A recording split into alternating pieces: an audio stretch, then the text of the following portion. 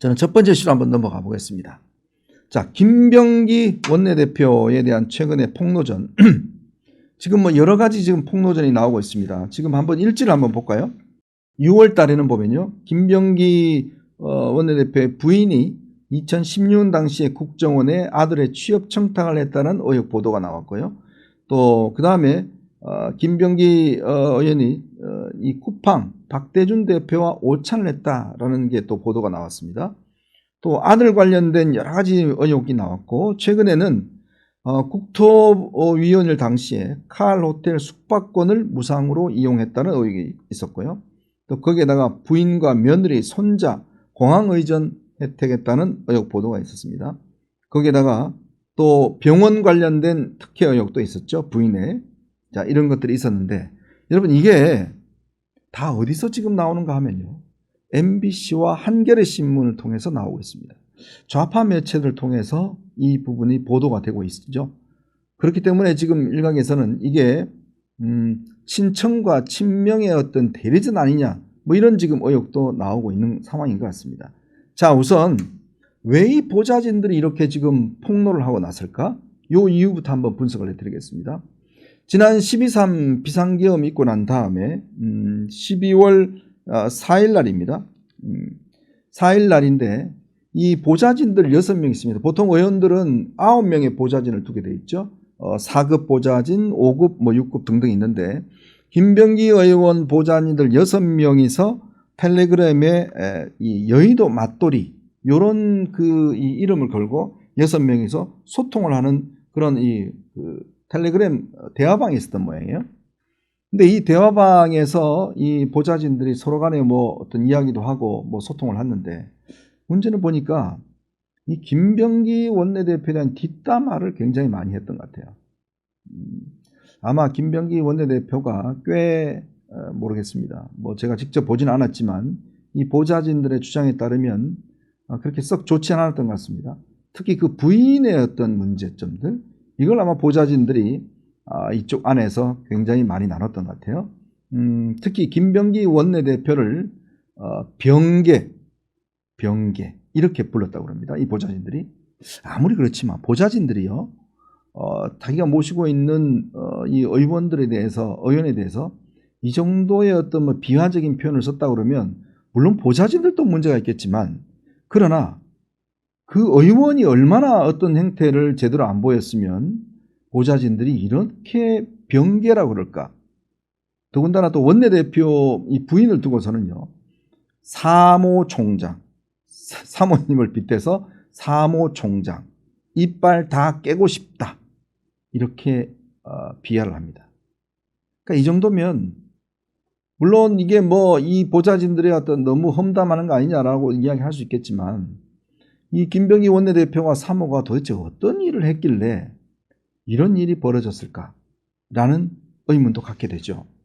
특히 이 보좌진들 중에서는 변호사도 있습니다. 이번에 이게 폭로전 했던 게 변호사도 있는데, 근데 문제는요, 12월 9일 날 김병기 원내대표가, 지난해 12월 9일입니다.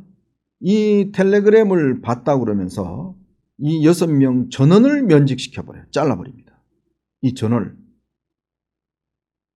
근데 이 텔레그램 방은 6명만 볼 수 있는데 어떻게 김병기 원내대표가 봤을까요? 김병기 원내대표가 그래서 여기에 캡처했던 내용들을 최근에 지금 언론에다가 본인이 이제 공개를 했지 않습니까? 아까 제가 말씀드렸던 그 내용을 공개를 한 건데, 근데 텔레그램이란 거는 저하고 그 가입된 사람만 볼 수 있는데 어떻게 볼 수 있죠? 자, 그거에 대해서 지금 이 보좌진들이 주장하는 게 뭐냐면, 여기에 막내 보좌진이 있었대요. 그 막내 보좌진의 계정을 김병기 원내대표의 부인이 그거를 계정을 도용을 해서 이용을 해서 그 대화 내용을 계속 봐왔다는 게 지금 보좌진들의 주장입니다. 그래서 이거를 정보통신망법 위반 혐의로 동작경찰서에 고발을 했습니다. 이 보좌진들이. 왜?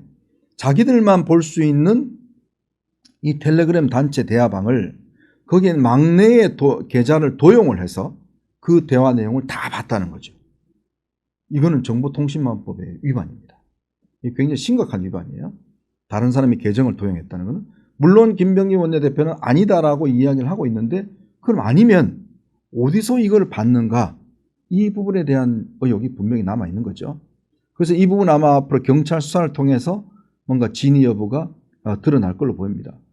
정말 이게 그 부인이 이거를 도용했다라면 이건 굉장히 심각한 문제가 될 것 같아요.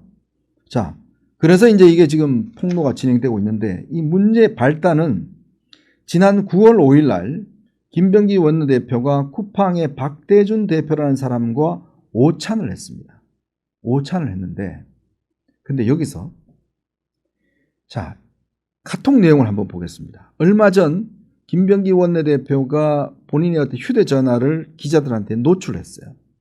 이 노출했는데 근데 그 노출하면서 거기에 뭐라고 적혀 있었냐면 자, 오늘 오후 12시 오찬 예정 현재까지 변동 없음. 대한변호사협회 김정욱 회장 서영교 의원 이땡땡 쿠팡 상무 밑에 부적절 이게 뭐냐면 바로 김병기 원내대표의 보좌진이 김병기 원내대표에게 보낸 문자 메시지입니다. 이거를 김병기 원내대표가 보는 장면을 기자들이 찍었어요. 근데 그때 서영교 의원이 이 여의도에 있는 63빌딩 식당에서 바로 여기 멤버들과 밥을 먹는 장면이 공개가 됐고 그 장면을 KBS가 이 로비에 나온 것을 찍어서 언론에 보도한 적이 있습니다. 그래서 굉장히 부적절한 만남이었다라는 것 때문에 굉장히 서영교 의원이 굉장히 어떤 곤욕스러웠던 점이 있어요. 근데 여기에 등장한 쿠팡 상무라는 사람, 근데 이 사람이 쿠팡에서 해직이 됐습니다. 그러면서 대한변협의 임원이 됐어요.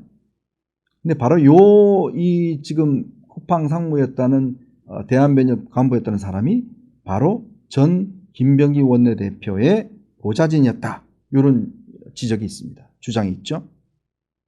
자, 그러면 김병기 원내대표가 이 문자 메시지를 공개가 실수였을까? 아니면 의도적이었을까? 그거에 대한 의문이 있죠. 왜?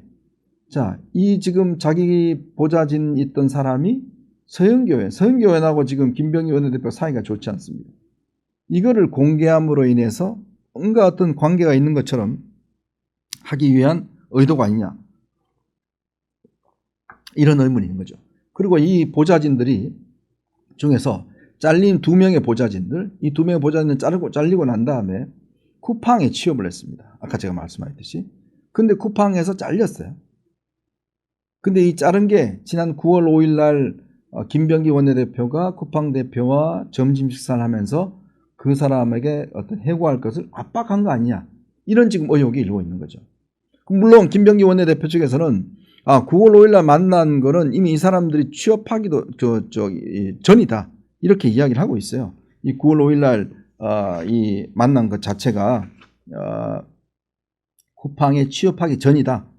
그래서 해고 청탁이 없었다라고 이야기를 하고 있습니다만은 물론 이게 취업하기는 전이었겠지만 취업한다는 사실 자체 예정이 돼 있었던 수도 있죠. 그래서 이건 앞으로 아마 더 확인해 봐야 될 것 같습니다만은 자, 이러니까 이게 이제 쿠팡에서 비롯된 싸움이 지금 김병기 원내대표의 어떤 이 문제로 커지고 있습니다. 근데요, 이미 김병기 원내대표는 대한항공의 협찬을 받아서 지금 카알호텔, 서귀포 카알호텔에 어떤 이 숙박을 했다. 근데 그 돈을 돌려주겠다는, 돌려주면 뭐합니까? 이미 썼는데. 아무 상관없습니다. 자, 그리고 지금 서울 보라매 병원, 자기 지역구에 있는 병원입니다. 그 부인의 어떤 이 진료를 청탁했던 거. 근데 여기 보시면 알겠지만 보라매 병원은 자기 지역구에 있는 병원입니다. 거기에 보면 뭐 앞으로 열심히 잘 해주겠다 뭐 이런 이야기도 있죠. 근데 이거를 자기는 청탁을 안 했다라고 이야기할 수 있나요? 예약만 해줬다는데 예약해 준 것 자체도 청탁 아닌가요? 요즘은요 병원 예약도 진료받기가 굉장히 어렵습니다. 특히 큰 병원 같은 경우는 어떤 특정한 교수한테 받기 위해서는 몇 달, 몇 년을 기다리기도 해요. 근데 이런 식으로 예를 들어서 부원장한테 다 부탁을 한 거 당연히 청탁이겠죠. 근데 그걸 가지고 지금 그냥 부탁만 했다라고 이야기하기 어렵지 않습니까? 자, 이러니 당내에서도 김병기 원내대표에 대해서 부적절한 지적이 나오고 있죠. 박지원 의원이 이런 이야기를 하고 있습니다. 근데 김병기 원내대표는 지금 본인은 이 지금 내용보다는 이거를 공개한 보좌진들을 공격하고 있어요. 아까 그 보여드렸던 문자다 이런 거 공개한 걸 보면 이거 보좌진들이 부적절한 짓을 했다. 이걸 공개하고 있어요. 그 이야기는 전형적으로 메시지를 거부할 수 없으니까 메신저, 즉 이거를 고발한 사람을 비판하는 이런 거 행동과 똑같다라고 이야기할 수 있습니다. 보통 이 정도 되면요, 제가 볼 때는 원내대표 그만둬야 됩니다. 아니 지난번 강선우 의원 같은 경우도 여성가족부 장관 바로 보좌진들이 다 공개했잖아요. 뭐 쓰레기 버리라 뭐 하라 했는 거 사진 다 공개했지 않습니까? 근데 본인 낙마했잖아요. 장관도 낙마하는데 원내대표가 자기 보좌진들이 이런 식으로 하면 내용 자체가 틀린 사실이 아니라면 과연 여당이 원내대표 할 수 있습니까?